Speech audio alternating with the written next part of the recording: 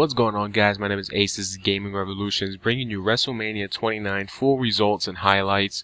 Now, I'm not going to be talking about the matches in order, but I will say WrestleMania 29, even though the first half of WrestleMania suffered horribly, once Undertaker versus CM Punk came on, and it saved the night.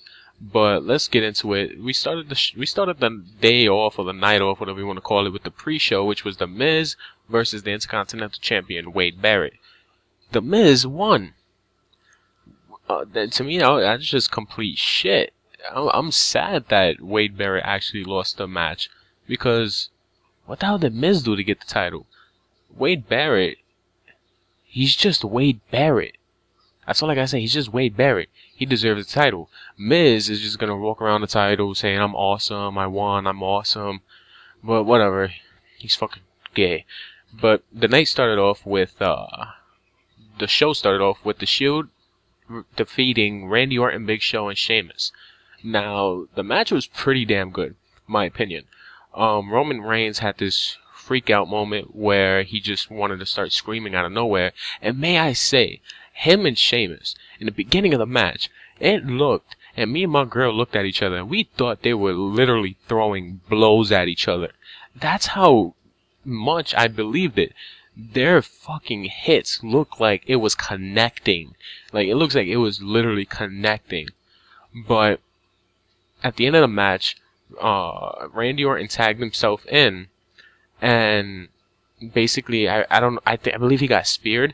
Now, here's one thing. If I say, I don't know what happened or I forgot, you gotta understand, that show was literally 4 hours long. 5 hours plus the pre-show. It was a long show. But at the end, Big Show KO punches Sheamus, KO punches Randy Orton, walks out. Now, I thought he was gonna get a Randy Orton heel turn during the match, but it looks like we didn't get that. Randy Orton did deliver a sweet mid-air RKO. He was tapping that Y button. He wanted that mid-air RKO for the oh my god moment. Next we had, random order, I don't even know if I'm doing it right. The WWE Tag Team Champions, Team Hell No, defeating Dolph Ziggler and Big E Langston. Now, I didn't get to see this match. I ran out to go get formula for my son. So, yeah, my girl said it was nothing special. Next, we have Fandango versus Chris Jericho. Me, I wasn't too into this match. Yeah, it was Fandango's first WWE debut match, but I wasn't impressed. I don't know, the WWE crowd, the New York crowd, they didn't really give Johnny Curtis, aka Fandango, a hard time. They didn't give him the You Can't Wrestle chance, not that I heard of. But the ending was just awkward as fuck. I understand that he was playing that he blew out his knee, but it's just the way, the sequence that it happened, it just kind of threw me off. But, yeah, Fandango beats Chris Jericho. Hopefully Chris Jericho, since he's still going to be around after WrestleMania, they're going to build something towards Extreme Rules, maybe a little bit better built, and let's see where Fandango goes from there. Next we have Mark Henry versus Ryback. Now, it was just basically the battle of the powerhouses, as I call it. The battle of the powerhouses, nothing special until the end of the fucking match, when everybody thought Ryback was gonna blow it. Everybody thought Ryback was gonna botch and fall or drop him. No, Ryback picked Mark Henry up. Mark Henry grabbed the ropes, fell on top of Ryback, and then, got the pin. But as soon as the match was over, Ryback hit him, I believe, with a spine buster, and then said, "Finish it!" And he picked him up for the fucking shell shock and did the little march around the ring. He showed that he was hurt. I'm telling you, man, picking a 400-pound man up like that, or 350-pound man, with what the hell he weighs, that's not easy to do. Yeah, big props to Ryback. I know Vince McMahon is happy that Ryback got his WrestleMania moment. After that, we had, let's see. We had the World Heavyweight Champion, Alberto Del Rio, going one-on-one with Jack Swagger. Now, this match was decent. Yeah, this match was decent, but the only thing that got on my nerves and got on everybody's nerves is that there was no Dolph Ziggler cash-in. What the fuck, man? I said this OD. Well, everybody has said this a lot of times. Why the hell hasn't Dolph Ziggler cashed in? He hasn't. If he hasn't cashed in at WrestleMania, that means he only has 2 more months to cash in, or 3 months. Let's see, we're in April, May, June, July. He has 3 months to cash in. What the hell? You know, it would have been an awesome time for him to do it. He didn't win the tag team championships. Okay, fine. He could have done it. He could have still won the World Heavyweight Championship. Now, I believe Swagger is going to get punished after this. So, why not have Ziggler cash in? And then Alberto Del Rio could chase the title. Or Randy Orton could chase the title. Somebody. But I feel like you're just throwing him away sooner or later. And then when you finally want to have him cash in, nobody's going to care. Not only that, you had a New York crowd that would have popped and you would have made everyone's night. I understand if Ziggler cashed in, that would have been the highlight of the night, and you wanted the main, you know, all the highlights to be based on your son, based on Rock and Cena, and based on Undertaker and CM Punk. I understand that. You didn't want Ziggler around that. But all I'm saying is that tonight was a perfect opportunity, and it would have made tonight a little bit more bearable if you had him cash in his Money in the Bank. WrestleMania wasn't bad, but it wasn't good. It wasn't a 10 out of 10 pay-per-view, and it wasn't a 5 out of 10 pay-per-view. It was more borderline 7. So, anyway, let's just keep going and, you know, fuck it. Next we had Triple H going one-on-one with Brock Lesnar. Now, the match, like I said in my prediction, it had a lot of energy to the match. It was back and forth competition. You just see how these two were just going at it. One of my favorite parts of this match was where Triple H mimicked what Brock Lesnar did when Brock Lesnar broke Triple H's arm. He continued to go for that Kimura lock to break the arm. Now, when he tried to break the arm, of course, Brock Lesnar continued to slam him against the ring the ring steps and everything else. With Triple H, you know, once again, he won. Now, I know that does mean that Brock Lesnar will be moving on. The Triple H and Brock Lesnar feud is done. And I have my money on it that Shawn Michaels was going to screw Triple H over. My mind was set on that, and I thought it was going to happen when Shawn Michaels went into the ring, was about to super kick Brock Lesnar. I thought that he was going to super kick Triple H, but Brock Lesnar caught his foot. I'm like, oh, okay, they're not going down with that route. But the match was a solid 8 out of 10. 8 out of 10, I gotta give it. It was a good match. I loved it. The brutality, the entertainment, the energy, it was really good. Now, there was some parts of the night where the crowd was dead and where the crowd was extremely hot.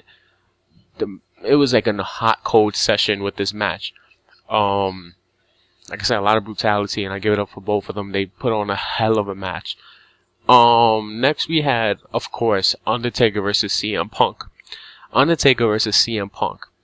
Now, like I said, I wasn't doing these matches in order, but I have to say, when the lower card did not live up to the expectations and they did not pull through, when CM Punk and Undertaker was the first real match that happened, it was basically like saying, ha, beat that. Because whoever came on after Undertaker and CM Punk had a lot of work to do to even live up to that type of match. I mean, this match had everything. This match had storytelling. This match had, being brutal. I loved when CM Punk kept mocking The Undertaker, going for the, goddamn, what's it called? Oh, goddamn. Old school, there you go, going for old school. And just kept, he had it twice on him, I believe. When he did the oh my god moment, I'm keep saying oh my god moment. He did the oh my god moment, try to put Undertaker through the table, leaping from the ring to the outside, and the table didn't break. That was epic. That was epic right there.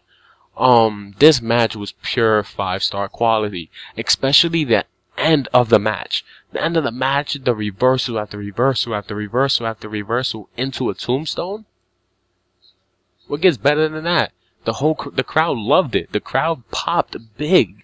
Now 21-0 is what Undertaker. It feels, I don't know why, it felt, and I get goosebumps when I say this, it felt like his last match.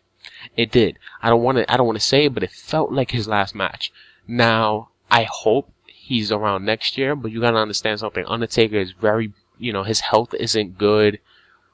He's having hip replacement surgeries more and more and more. And, he's becoming more fragile. He's a big man, but he's becoming more fragile. CM Punk kept him safe in the ring. If you see the whole thing, he kept him safe. Now, people keep saying, oh, Brock Lesnar versus Undertaker at WrestleMania 30.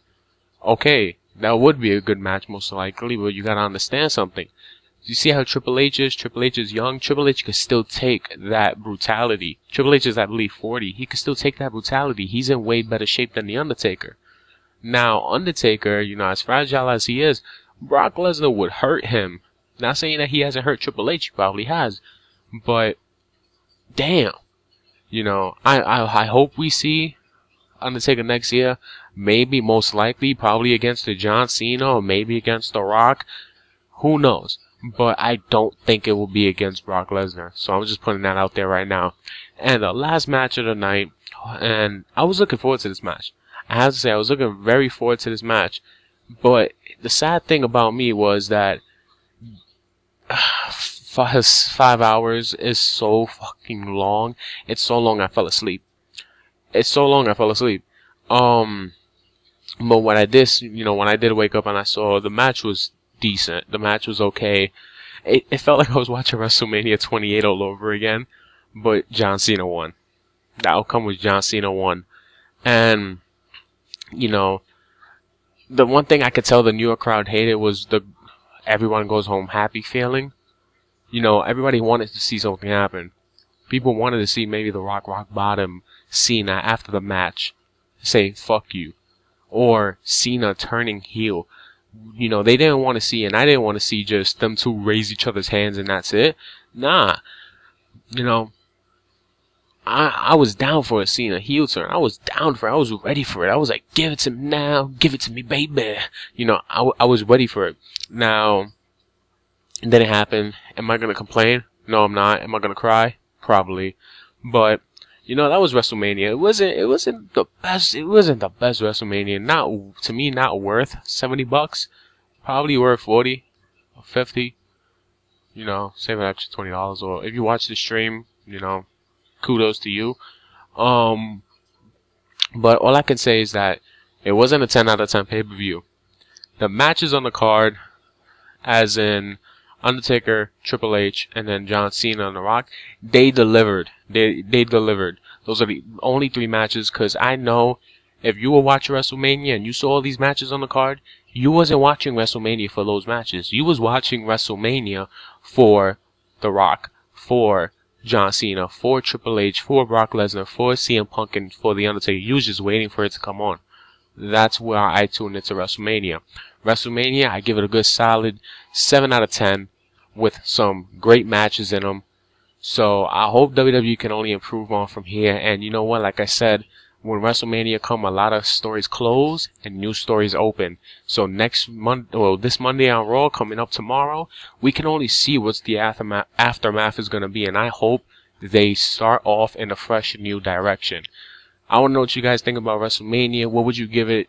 What score would you give it if you watched it? What was your favorite match? What did you think about WrestleMania? And yeah, tell me in the comment section below. Leave a like if you like this video. Go ahead and subscribe to my channel for more WWE content. Anything else that you could think about. Until then, my name is Ace. This is Gaming Revolutions. WrestleMania. I'm glad it's over. Now I'll give you some sleep. Peace.